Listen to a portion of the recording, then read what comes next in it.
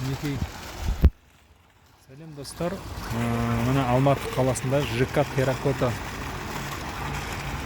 ЖК-сында ремонт бастаймын деп жатырмыз. Мындай домдар бар жанжағы. Жанжағы полный дом ғой, короче.